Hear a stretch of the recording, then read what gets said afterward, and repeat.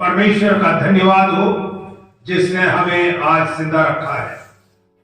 हमने एक नए साल में प्रवेश किया और इस नए वर्ष में हमने 7 दिन गुजार दिए। आज 8वें दिन हम परमेश्वर के भवन में मौजूद हैं। पिछला साल जैसा हमने गुजारा था, क्या ये साल भी हम वैसे ही गुजारेंगे या कुछ नया करेंगे? हम खुशनसीब हैं कि हम जिंदा हैं और नया साल हमने देखा। बहुत लोग मर गए, बहुत लोग बीमारी की हालत में बिस्तर पे पड़े हुए नए साल में प्रवेश किया है उन्होंने। हम शुक्रगुजार हैं कि परमेश्वर ने हम पर दया की और हम जिंदा हैं। पिछले साल बहुत लोग अपनी मौत से मर गए, कुछ लोगों को किसी ने मार दिया, कुछ लोग एक्सीडेंट में मारे गए, कुछ लोगों ने आत्महत्याएं कर ली और कुछ लोग बीमारी में मर गए। 5 तरीके से इंसान हर साल मरता है। हम जिंदा हैं और अपनी जिंदगी को खुदा के पास लाए हैं कि खुदावंद हमें जांचे और परखे कि हमारा जीवन पिछले साल कैसा था और इस साल क्या हम उसी तरीके से चलेंगे। बहुत लोग हैं जो नए साल में बहुत सी वायदे करते हैं परमेश्वर से कि हम इस तरीके से चलेंगे, और कुछ दिन चलने के बाद वो अपने मार्ग से फिर जाते हैं और फिर उसी रास्ते पर आ जाते हैं। तो आज हमने ये महसूस करना है कि पिछले साल हम किस दशा में थे। परमेश्वर ने हमें बहुत आशीषें दी और हम हर साल आशीषें पाने के इंतजार करते हैं कि परमेश्वर हमें आशीष दे। लेकिन हमारा चाल चलन, हमारा कैरेक्टर, हमारी जिंदगी कैसी थी जो हमने पिछले साल गुजारी? हमारा चाल चलन कैसा था? हमें अपनी जिंदगी को जांचना है और परमेश्वर चाहता है कि हर एक जवान अपनी जवानी के दिनों में खुदावंद को अपने आप को दे। लेकिन बहुत लोग हैं जो अपनी जवानी के दिनों को बर्बाद करते हैं और बुराइयों में, संगतियों में, मारपीट में, गुंडागर्दी में, इन सबों में हम व्यतीत करने लगते हैं। लेकिन जब सोचते हैं कि जब अब थोड़ा सा समय रह गया, अब हम बूढ़े हो गए, तब वो परमेश्वर की नजदीकी में आना चाहते हैं, लेकिन उनके लिए बड़ा असंभव होता है। बहुत ही बिरले आदमी जो हैं वो परमेश्वर को जान पाते हैं। तो आज हम उन आशीषों को देखेंगे जो परमेश्वर हमें देता है। आशीषें 2 प्रकार की होती हैं, एक तो शारीरिक आशीष और दूसरी आत्मिक आशीष। प्रभु ने पिछले साल हमें शारीरिक आशीषें दी और हमने उनमें जीवन बिताया और हम सब प्रभु के साथ चलने वाले बने। शारीरिक आशीषें तो हम जानते हैं, लेकिन आत्मिक आशीषों को हमें समझना है। इस वर्ष हम शरीर का अनुग्रह नहीं परंतु आत्मा का अनुग्रह प्रभु से मांगना है। शारीरिक अनुग्रह तो हम हमेशा मांगते रहते हैं, लेकिन आत्मा का अनुग्रह हमें नहीं मालूम। जब हमारी शरीर हमारी इच्छाओं को अपने मर्जी से पूरा करता है और आत्मिक आशीषों को हम दबा देते हैं, तब हम शरीर की इच्छाओं को पूरा करने में लगे रहते हैं। लेकिन जब आत्मा प्रबल होती है तब हम शरीर की इच्छाओं को वो दबा देती है। आत्मा जब मजबूत होती है तब हम आत्मिक रीत से चलते हैं और आत्मिक चलने से शारीरिक अभिलाषाएं रुक जाती है। तो हमें आत्मिक जीवन व्यतीत करना है। शरीर में, हमारा जो शरीर है ये 2 चीजों से बना है, एक तो मिट्टी और दूसरा आत्मा से। जब मनुष्य संसार से मरता है, जाता है, तो मिट्टी में मिल जाती है और आत्मा परमेश्वर के पास लौट जाती है जिसने उसे दिया था। निकाल लें अय्यूब और उसका 34वां अध्याय और उसके 14 पद से लेके 15 पद तक पढ़ें। यदि वह मनुष्य से वो अपना मन हटाए और अपना देदारी एक संग नष्ट हो जाएंगे और मनुष्य फिर मिट्टी में मिल जाएगा। हाँ, अगर परमेश्वर हमारे ऊपर दया ना करे, अगर परमेश्वर हमारे ऊपर दया ना करे, यदि मनुष्य से अपना मन हटा ले, मनुष्य को तुच्छ समझने लगे और मनुष्य को बेकार समझने लगे और अपना मन हटा ले, क्योंकि मनुष्य बहुत पाप कर रहा है और परमेश्वर के देखे में वो इतना पापी हो गया है कि परमेश्वर चाहे तो अपने मन को उससे हटा ले और अपना आत्मा और श्वास अपने ही में समेट ले। जो परमेश्वर ने हमें श्वास दिया, जो आत्मा दी, वो अपने में ही समेट ले, तो सारे मनुष्य जो हैं वो मर जाएंगे, तो सब देहधारी एक संग नष्ट हो जाएंगे और मनुष्य फिर मिट्टी में मिल जाएगा। लेकिन परमेश्वर हमारे ऊपर दया करता है, हमारे ऊपर अनुग्रह करता है और हमें जीवन देना चाहता है। हर एक दुष्ट, हर एक पापी और हर एक ऐसा व्यक्ति जो परमेश्वर के लेखे में परमेश्वर के योग्य नहीं है, उसे भी परमेश्वर जिंदा रखना चाहता है, क्योंकि उसने उसे बनाया है। निकाले एक और हमारा सबोपदेशक 12 क्योंकि उसने उसे जिंदा बनाया है और इसलिए परमेश्वर नष्ट नहीं करना चाहता। परमेश्वर चाहता है कि हर एक शैतानिक ताकतें, हर एक दुष्ट आत्माएं जो इस संसार में भ्रमण करती हैं और लोगों के जीवनों को बर्बाद कर रही हैं, उनको पिता परमेश्वर चाहता है कि मनुष्य जो है उनसे बचे और अपनी आप को पढ़े। तब मिट्टी जो की त्यों मिट्टी में मिल जाएगी और आत्मा परमेश्वर के पास जिसने उसे दिया लौट जाएगी। हाँ, मिट्टी मिट्टी में मिल जाएगी और आत्मा परमेश्वर के पास जिसे उसने दिया है लौट जाएगी। जब हमारा जीवन समाप्त होता है संसार से, तब मिट्टी क्या है? मिट्टी में मिल जाती है और आत्मा जो है वो परमेश्वर के पास लौट जाती है। मिट्टी और आत्मा, ये दो ऐसी चीजें हैं जो अपने अपने स्थान पर वापस जाती हैं। मिट्टी मिट्टी में जाती है और आत्मा परमेश्वर के पास जाती है। आत्मा कोई चूहा बिल्ली नहीं है। आत्मा जिसको परमेश्वर ने दिया है वो परमेश्वर के यहाँ जाके कैद हो जाती है, जबकि अंतिम समय में जब न्याय किया जाएगा तब हमारी आत्मा और वो मिट्टी, परमेश्वर हर चीज को जो इंसान को मिट्टी से बना सकता है, वही मिट्टी फिर जीवन प्राप्त करेगी, शरीर को प्राप्त करेगी और परमेश्वर उस आत्मा को उस मिट्टी में दोबारा डालेगा और हम जीवित बनकर वहां अपना न्याय सिंहासन के सामने हम खड़े होंगे। इसलिए हर एक मनुष्य पाप करने से पहले अपने जीवन को सुरक्षित करे कि उसकी जिंदगी से भयंकर पाप ना हो।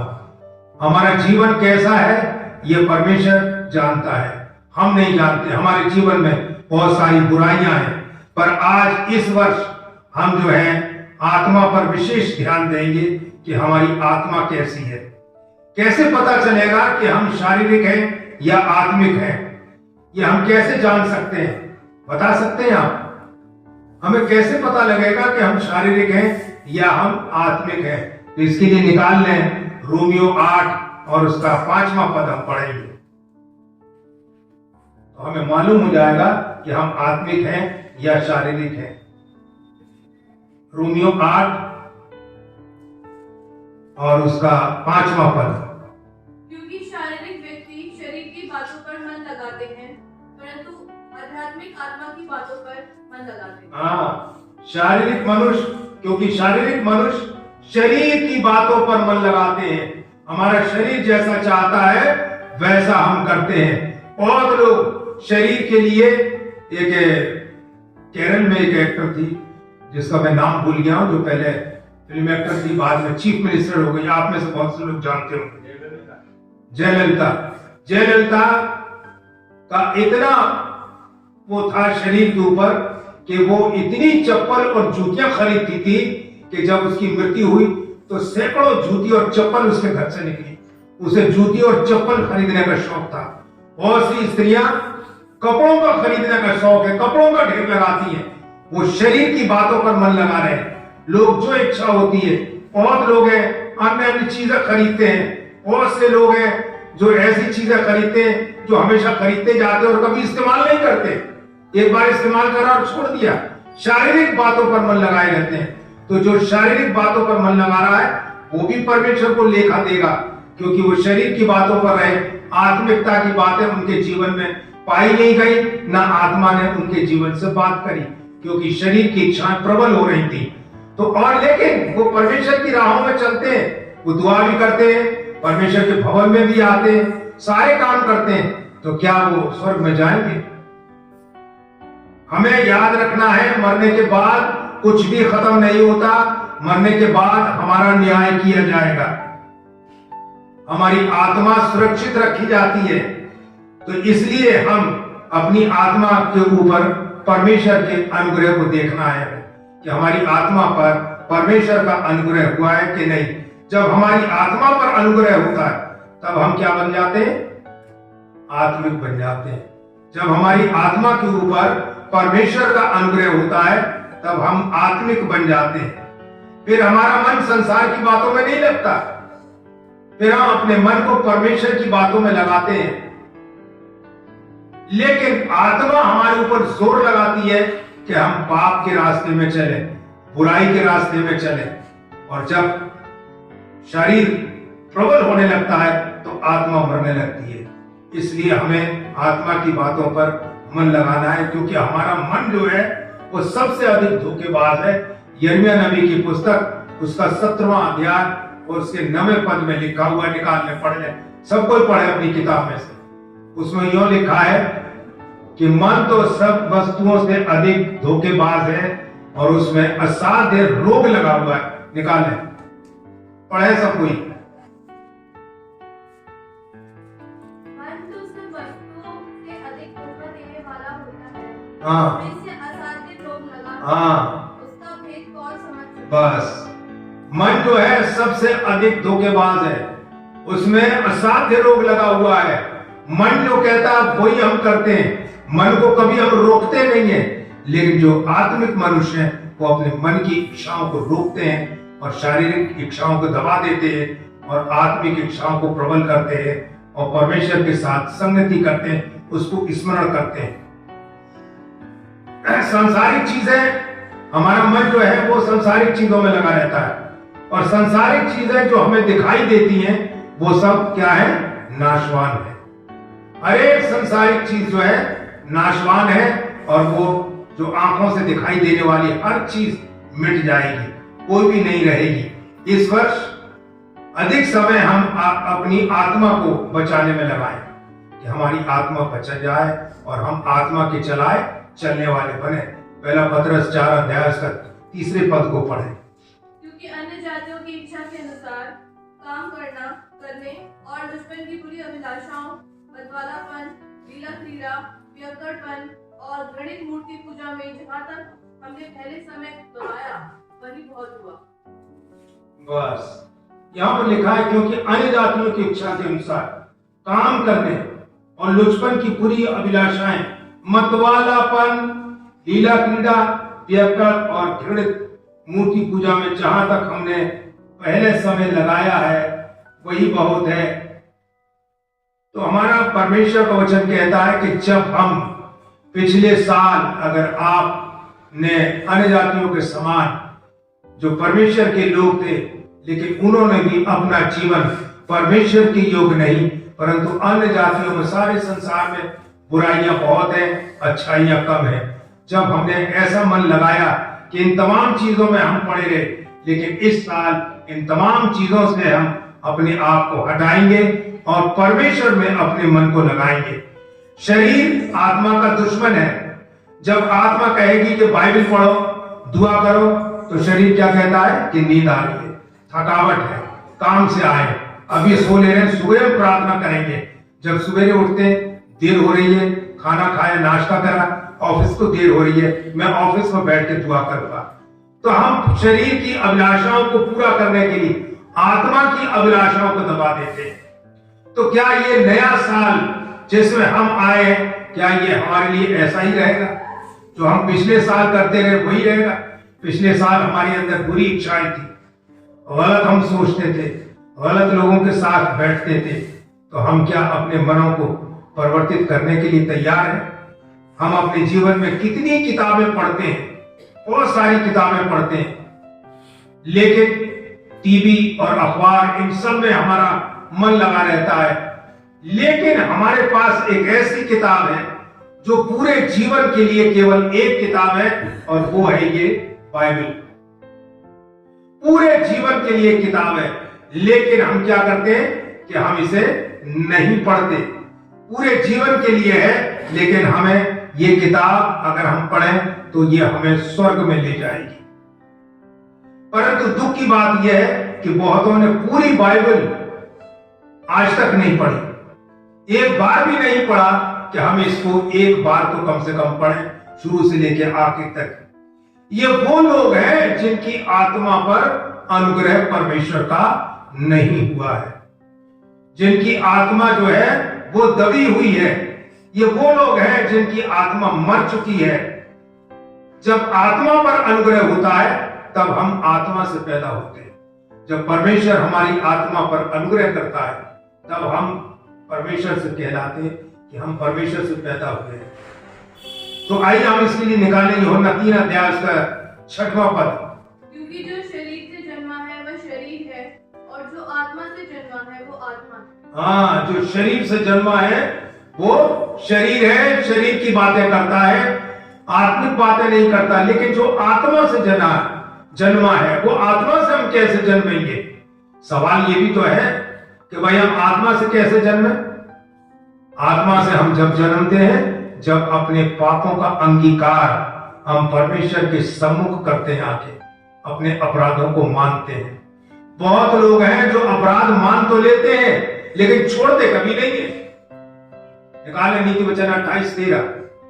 हम मान लेते हैं, जो अपने अपराध छिपा कर रखता है उसका कार्य सफल नहीं होता, परंतु जो उन्हें मान लेता है और छोड़ भी देता है उस पर दया की जाती है। जोर से पढ़े, सब कोई निकाले। जो अपने अपराध छिपा रखता है उसका कार्य सफल नहीं होता, परंतु जो उनको मान लेता और छोड़ भी देता है उस पर दया की जाएगी। हाँ, तो उस पर दया की जाएगी जो अपने अपराधों को मान लेता है और छोड़ भी देता है। मैंने खुद अपनी जिंदगी में ऐसे लोगों को देखा है जिन्होंने कई बार मेरे पास आकर कई बार कहा कि अब मैं अपने आप को प्रभु को दे दिया, मैं प्रभु के लिए काम करता हूं। पहले मैं सही नहीं था। जब मैं CNI चर्च में पास्टर था, 30 साल में इस बड़े चर्च में स्टेशन के सामने पास्टर में काम करता था, तो मेरे पास कई लोग आते थे कि भैया मैंने अब जो है वो पाप मैंने छोड़ दिए हैं और मैं नया जीवन जीऊंगा। सोचते हैं कि हम नया जीवन जिएंगे, नई तरीके से चलेंगे, लेकिन हम नई तरीके से नहीं चलते। हम उसी पुराने ढर्रे में चलते रहते हैं, क्योंकि हमारे घर में कोई बाइबल पढ़ता नहीं। बच्चों को पता ही नहीं क्या लिखा हुआ है, तो बच्चे चर्च में बैठना भी नहीं जानते। जवान लड़कियां चर्च में बैठना नहीं जानती हैं कि कैसे बैठा जाता है। जब हम किसी दावत में जाते हैं तब हम क्या करते हैं कि हम वहां का माहौल को देखते हैं, भाई कौन आदमी कैसे बैठा है, वो लोग कैसे खा रहे हैं। अब एक आदमी तो बहुत आराम से सब लोग खा रहे हैं और हम जो है सब चीजों को समेट के खा रहे हैं। तो अपनी आदतों को हम नहीं देखते, हम दूसरों को नहीं देखते, अपनी आदत को भी ध्यान नहीं देते हम क्या कर रहे हैं। लेकिन जहां पर लोग सही तरीके से बैठे हुए हैं, खा पी रहे हैं, तो हम जाते हैं तो जैसे वो अपना बिहेव कर रहे हैं वैसे ही हम भी खाने बिहेव करते हैं। हम चर्च में आते हैं, लोग कैसे बैठे हुए हैं उसको हमें देखना है कि हम कैसे बैठे हुए हैं, वहां पर किस तरीके से लोग बैठे हुए हैं, तो हमें वैसे बैठना चाहिए। लेकिन स्त्रियां आती हैं, उन्हें भी देखना चाहिए कि और लोग कैसे बैठे। वो चर्च में आए और उन्हें सीधे गए और बेंच पर बैठ गए, और बेंच पर बैठने के बाद अपने सुन रहे देख रहे। उन्हें ये नहीं पता रहता कि पहले हम चर्च में जाएं, हम देखें कि सब लोग कैसे बैठे हुए, उसी तरीके से हम भी बैठे। हम चर्च में जाते हैं, देखते हैं कि लोग बैठे हुए हैं, अपना सिर खोल के बैठे हुए। हम चर्च में आते हैं, लड़कियां वो देखती हैं सारी स्त्रियां अपने सिरों को ढके हुए, तो उस तरीके से उनको भी ढकना चाहिए कि परमेश्वर का आदर हो, परमेश्वर को महिमा दे। क्योंकि परमेश्वर चाहता है कि हर एक जन परमेश्वर की अधीनता में उस तरीके से आए जैसा कि परमेश्वर का वचन बताता है। वो इसलिए नहीं जानते कि उन्होंने कभी बाइबल पढ़ी नहीं, उन्हें मसीह संगति नहीं मिली, माता पिता ने भी कभी पढ़ के बताया नहीं, इसलिए उनका कसूर नहीं है, उनको सिखाना है तब वो सीखेंगे। तो हमें परमेश्वर की अधीनता में आना है, आत्मिकता में बढ़ना है, आत्मिक जीवन व्यतीत करना है, ताकि हम आत्मिक बन जाएं और परमेश्वर की महिमा को वर्णन करने वाले बने। एक स्त्री थी, जब वो एक जगह जा रही थी सिनेमा देखने के लिए, उसने एडवांस टिकट खरीदा हुआ था। पहले सिनेमा हॉल का एडवांस टिकट बिकते थे। जब कोई बहुत ही बढ़िया पिक्चर आती थी तो उसकी बुकिंग होती थी 15-15 दिन पहले, और लोग एडवांस टिकट हर एक डेट का अलग अलग खरीद के रखते थे। और वो स्त्री जो थी उसने भी एडवांस टिकट खरीदा हुआ था और वो पिक्चर हॉल जा रही थी, और रास्ते में उसने देखा कि वो मसीह लड़की थी। वो स्त्री जब गई तो उसने देखा कि रास्ते में कन्वेंशन हो रही है, परमेश्वर का वचन प्रचार हो रहा है। उसने अपने रिक्शे को रुकवाया और कन्वेंशन में चली गई। वहां बैठकर देखती रही, सुनती रही। सुनने के बाद उसने 20 मिनट वहां पर अपनी घड़ी देखी कि पिक्चर हॉल का समय हो रहा है। उसी वक्त पास्टर ने कॉल किया कि जो लोग प्रभु यीशु मसीह को ग्रहण करना चाहते हैं वो यहाँ बाहर लाइन में आ जाएं, मेरे पास आ जाएं, मैं उनके लिए दुआ करूंगा। क्योंकि परमेश्वर चाहता है कि हम अपने पापों का अंगीकार करें। परमेश्वर की इच्छा ये है कि हम अपने पापों का अंगीकार करें, यीशु मसीह को अपने जीवन में ग्रहण करें।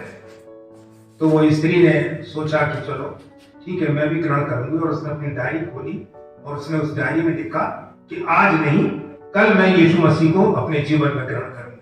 और वहां से वो उठकर चली गई और उसने कहा कि मैंने एडवांस टिकट खरीदा हुआ है, लिहाजा इस टिकट का तो मैं उपयोग करूं। आज मैं पिक्चर देख लेती हूँ और कल मैं यीशु को ग्रहण करूंगा अपने जीवन में। और उसने डायरी में लिखा और वो लिखकर वो रिक्शे में बैठकर सिनेमा हॉल जाने लगी। रास्ते में किसी फोर व्हीलर ने ऐसी टक्कर मारी कि वो रिक्शा पलट गया और वो स्त्री गिर गई और उसका सर फट गया। और उसकी डायरी खुली हुई थी जिस पर लिखा हुआ था कि आज नहीं, कल मैं यीशु को ग्रहण करूंगा। हमारे जीवन में भी जब हमारी जिंदगियां, जब हमारा शरीर हमारे ऊपर प्रबल होता है, तब हम क्या करते हैं कि हम शरीर की इच्छाओं पर चलते हैं। जब हमारी आत्मा प्रबल होती है तो हम हर बुराई को जो हमारे सामने आती है उसे दूर करते हैं, और हम अपना चाल चलन अपने बच्चों के सामने अच्छा दिखाएंगे तो हमारे बच्चे अच्छी तरीके से चलेंगे, उनका चाल चलन सही रहेगा। हमारा चाल चलन सही होना चाहिए। हमारे बच्चे माँ बाप की एक्टिविटीज को देखते हैं, हम कैसे रह रहे हैं वो ये जांचते हैं। तो इसलिए हमें बड़े सोच समझ के अपने जीवन को व्यतीत करना है, क्योंकि परमेश्वर चाहता है कि हमारा जीवन पवित्र हो और परमेश्वर की महिमा के लिए हो। आइए हम निकालें रोमियो 6:11। रोमियो की पुस्तक उसका 6वां अध्याय और उसका 11वां वचन।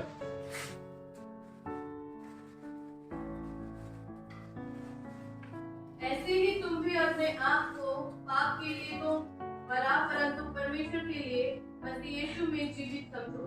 हाँ, यहाँ लिखा हुआ है, ऐसे ही तुम भी अपने आप को पाप के लिए मरा हुआ समझो।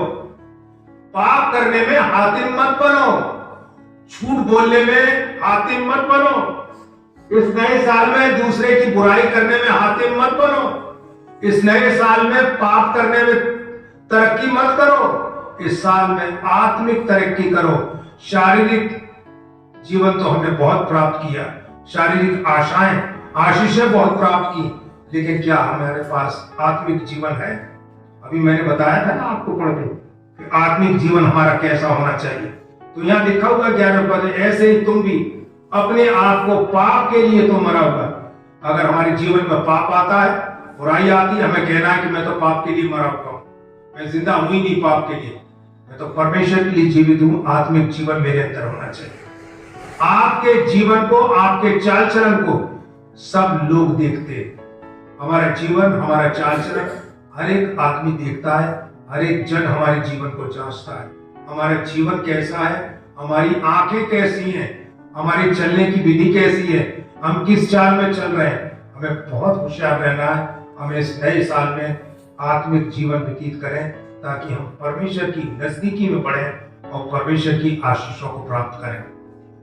तो यह लिखा हुआ है, ऐसे ही तुम भी अपने आप को पाप के लिए मरा हुआ समझो। जब पाप हमारे जीवन में आए तो हम कहें कि प्रभु हम तो मरे हुए हैं। इफ्सियों 2:1 निकालना। उसने तुम्हें भी जलाया बचाया, हाँ ठीक जो है अपने जी। अपराधों और पापों के कारण मरे हुए। हाँ, उसने हम जो पापों में मरे हुए थे, अपराधों के कारण पाप में जीवन व्यतीत कर रहे थे, हम पाप में मरे हुए थे। जब एक इंसान गुनाह करता है तब वो क्या है कि वो पाप के कारण मरा हुआ है। और अभी हमने क्या पढ़ा इसमें रोमियो 6:11 में कि हम पाप के लिए अपने आप को मरा हुआ समझो। जब हमारे जीवन में पाप आए तो इस बात को महसूस करो कि हम पाप के लिए मरे हुए, हम पाप नहीं करेंगे। जिंदा आदमी सब कुछ कर सकता है, हम पाप के लिए मर गए हैं। तो हमें अपनी जिंदगी खुदा के हाथों में देनी है। अपना चाल चलन, हमारी आंखें कैसे देख रही हैं, ये भी हमें ध्यान रखना है। हमें बड़ी पवित्रता के साथ चलना है और हमारा जीवन ऐसा हो ताकि सब लोग देखकर हमारे जीवन से प्रेरणा लें। एक व्यक्ति था और वो ट्रेन में सफर कर रहा था। ये मैं बता रहा हूं आपको इसलिए कि पाप के लिए हमें कैसे मरना है। हम जब पाप हमारे जीवन में आए तो हमें कहना है कि हम पाप के लिए मरे हुए, मैं पाप नहीं करूंगा, मैं परमेश्वर का जन हूं। एक व्यक्ति ट्रेन में सफर कर रहा था, ऊपर वाली बर्थ पे लेटा हुआ था। 3 आदमी नीचे बैठे हुए थे और चौथा ऊपर था। तो ये तीनों व्यक्ति अलग अलग जगहों के थे, चारों। ये लोग ट्रेन चल रही थी, इन्होंने कहा कि भाई चले हम कुछ टाइम पास करेंगे, तो चलो ताश निकालते हैं और ताश से हम खेलेंगे। तो उन्होंने ताश निकाले और बोले कि एक आदमी कम है भाई, एक आदमी कम है। तो ऊपर वाला आदमी सो रहा था, वो एक किताब पढ़ रहा था। उससे कहा कि भाई साहब आप नीचे आ जाइए, हम लोग ताश खेलेंगे। तो उसने सुना नहीं, वो अपना किताब पढ़ता रहा। फिर उन्होंने कहा अरे भाई साहब हम लोग ताश खेलना चाहते हैं, आप नीचे आ जाइए। तो उसने कहा कि भाई मेरे हाथ ही नहीं है, मैं खेलूंगा कैसे, मेरे तो हाथ है ही नहीं, मेरे तो हाथ कटे हुए हैं। तो तीनों व्यक्ति बोले कि भैया अच्छा मजाक कर लेते हो आप। तो वो तीनों ने कहा इतनी मोटी सी किताब पढ़ रहा है, ये काली सी किताब है इसके पास, उसे पढ़ रहा और कह रहा कि मेरे हाथ कटे हुए हैं। उन्होंने कहा अरे भाई साहब क्यों मजाक कर रहे हैं, नीचे आ जाइए ताश खेल लीजिए। बोला भाई मैंने कहा ना मेरे हाथ कटे हुए, मैं नहीं खेल सकता हूँ, मेरे हाथ काम नहीं करते हैं। जब उन्होंने बहुत कंपेल किया वो नीचे आ गया। तो उन्होंने कहा भाई साहब आपके तो हाथ है। बोला 5 साल हो गए जबकि मैंने इन हाथों को कटवा दिया। अब मेरे वो हाथ नहीं है जो पाप करते थे, गलत काम करते थे। अब मैंने यीशु मसीह को ग्रहण किया है, ये हाथ कटे हुए हैं, मैं हाथों से बेकार हूं। लेकिन परमेश्वर के लिए मेरे हाथ जो है वो काम कर रहे हैं। मैं परमेश्वर के वचन को पढ़ रहा हूं। और उसने फिर यीशु मसीह की गवाही दी और वो ट्रेन चलती रही और 3 घंटे तक उसने वचन का प्रचार किया उनके बीच में और कहा कि मैं पाप के लिए मरा हुआ हूं, मेरे हाथ कटे हुए हैं, इन हाथों से मैं पाप नहीं कर सकता। और उनका स्थान आ गया, वो तीनों आदमी उतरे। उन्होंने कहा जो बात है, उसने कहा अब मैं मरा हुआ हूं, अब मैं जिंदा नहीं हूं, पर मुझ में यीशु जिंदा है। तो उसने कहा भाई ये तो अजीब बात बता रहे हैं आप कि मैं जिंदा नहीं हूं। उसने कहा हाँ मैं हर बात के लिए मर चुका हूं, मैं जिंदा नहीं हूं, परंतु मेरा परमेश्वर मुझ में जिंदा है। उन्होंने कहा एक आदमी के अंदर 2 आदमी कैसे हो सकते हैं। उसने कहा परमेश्वर आत्मा है और वो प्रभु यीशु मसीह जो हमारे जीवन को बदल देता है जब हम प्रभु यीशु मसीह में आते हैं। तो वो लोग बात करते रहे, उन्हें बहुत अच्छा लगा। उन्होंने कहा कि हम भी परमेश्वर को जानेंगे और वो ट्रेन से उतर गए तीनों। और उन्होंने कहा कि ऐसी बातें हमने कभी नहीं सुनी जो आपने बताई है। तो ये परमेश्वर का अनुग्रह है जो हमारे जीवन पर होता है। शारीरिक रूप से हमें आत्मिक फायदा नहीं होता, लेकिन आत्मा में जब हम आते हैं तब हमारे जीवन में परिवर्तन होता है और परमेश्वर हमारे जीवन को बिल्कुल बदल देता है।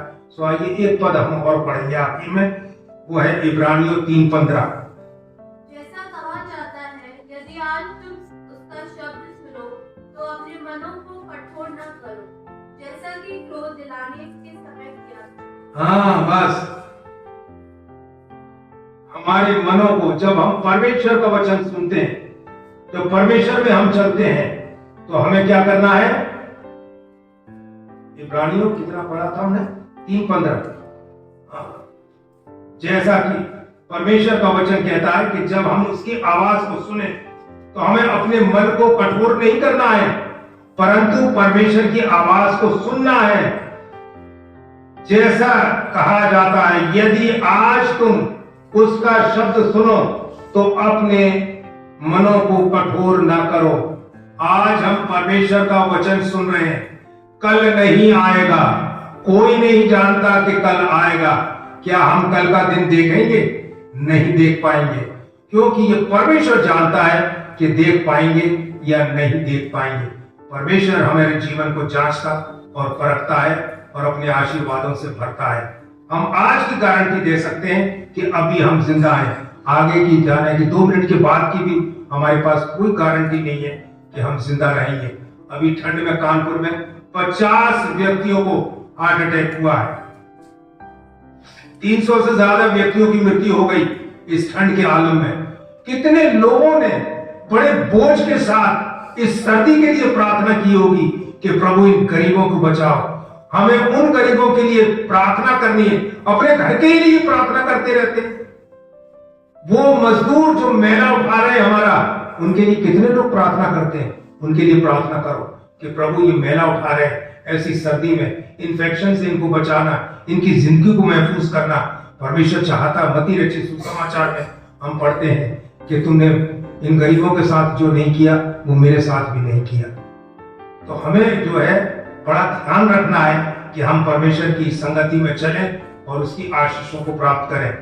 यह हमें मालूम होना चाहिए कि मरने के बाद हम कहां होंगे, हमारा जीवन कहां होगा, हम कहां जिएंगे, हमारा जीवन कहां होगा और हम कैसे रहेंगे। इस संसार से जब हम जाएंगे तो वो जीवन हम कहां व्यतीत करेंगे? क्या कभी सोचा है कि जब हम इस संसार से जाएंगे तो हम कहां रहेंगे? स्वर्ग में रहेंगे या नरक में रहेंगे?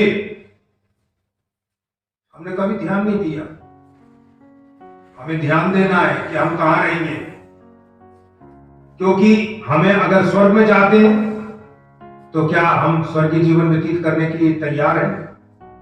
और अगर हम नरक में गए तो हमारा जीवन इतना खराब क्यों है कि हम नरक में जाएं? इसलिए हमें अपने जीवन को जांचना है कि हम ये जीवन कहां पर व्यतीत करेंगे। ये बहुत बड़ा सवाल है और हमें अपने जीवन में सोचना है।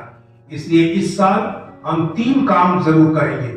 पहला, हम दीन बने, दीनता में आए, हम लोगों के लिए प्रार्थना करने वाले बने, लोगों के साथ अच्छी संगति करें, सबके साथ मधुर व्यवहार करें। दूसरी बात, प्रार्थना करना बराबर करें, बराबर प्रार्थना करते रहें। हमें प्रार्थना करना नहीं छोड़ना है, क्योंकि परमेश्वर चाहता है कि हम प्रार्थनामय जीवन व्यतीत करें। हर प्रकार के पापों को हमें छोड़ना है। हमारे जीवन में हमारे अंदर जो पाप है, जो बुराइयां हैं, उनको हमें जांचना है और हम इस नए साल में हर एक उस बुराई को जो हमारे जीवन में थी उसको हमें बाहर निकालना है और परमेश्वर के साथ जीवन को व्यतीत करें, ताकि हमारा जीवन परमेश्वर की महिमा के लिए तैयार किया जाए और हम परमेश्वर के जन के हमारे चाल चलन से और हमारे रहन सहन से लोग परमेश्वर को जाने। हम वचन प्रचार नहीं कर पा रहे, लेकिन हमारा चाल चलन, हमारी बातें परमेश्वर के वचन को प्रचार करती है। हमारा रहन सहन परमेश्वर के वचन को बताता है कि हमारा रहन सहन परमेश्वर की इच्छा के अनुसार, परमेश्वर की आशीषों के अनुसार चल रहा है। तो इसलिए हम बड़े संभाल के इस नए साल के जीवन को हम व्यतीत करेंगे, क्योंकि परमेश्वर चाहता है कि हर मनुष्य स्वर्ग में जाए, कोई भी नाश ना हो। परमेश्वर सबको बचाना चाहता है। परमेश्वर प्रेमी है, आपसे प्रेम करता है और परमेश्वर चाहता है कि वो आपके हृदय में रहे। पहला कुरिन्थियों और उसका 3रा अध्याय और उसके 16वें पद में लिखा है, क्या तुम नहीं जानते कि तुम परमेश्वर का मंदिर हो और परमेश्वर का आत्मा तुम में वास करता है। हम परमेश्वर के मंदिर हैं। परमेश्वर हमारे जीवन में हमारे अंदर वास करता है और वो वास जब करता है जब हम पवित्र होते हैं, हमारे अंदर हर तरह की बुराइयों से हम बचे हुए होते हैं, तब परमेश्वर हमारे जीवन में वास करता है और हम कहते हैं कि हमारी प्रार्थनाएं सुनी नहीं जाती हैं।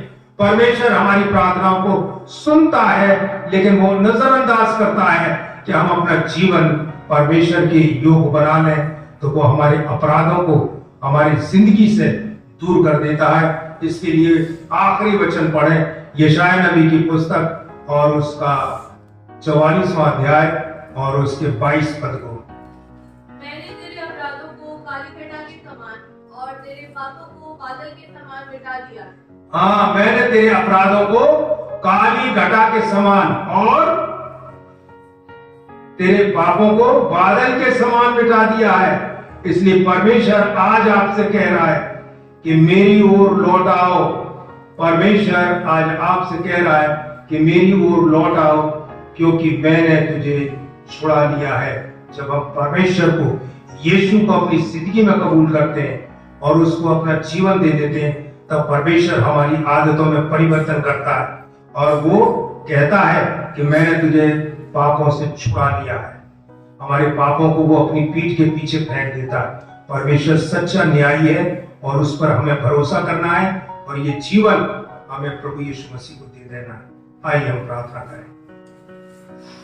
प्यारे पिता परमेश्वर, अनुग्रहकारी और जीवन देने वाले परमेश्वर, तेरी स्तुति और तेरी बड़ाई करता हूं, तेरे नाम को आदर देता हूं। प्रभु, ये बीज जो नए साल में बोया गया है, ये बीज फलवंत हो पिता परमेश्वर, ये वचन फलवंत हो और बहुत लोग अपना कैरेक्टर, अपना जीवन संभालें और पिता परमेश्वर तेरी राहों पर अपनी जिंदगी को चलाएं और अपने जीवन को ये ना समझें कि हम तो पाप करते ही नहीं है। हर झूठ, हर इच्छाएं जो पिता परमेश्वर, झूठ, फरेब, बुराइयां, ये सारे पाप हैं।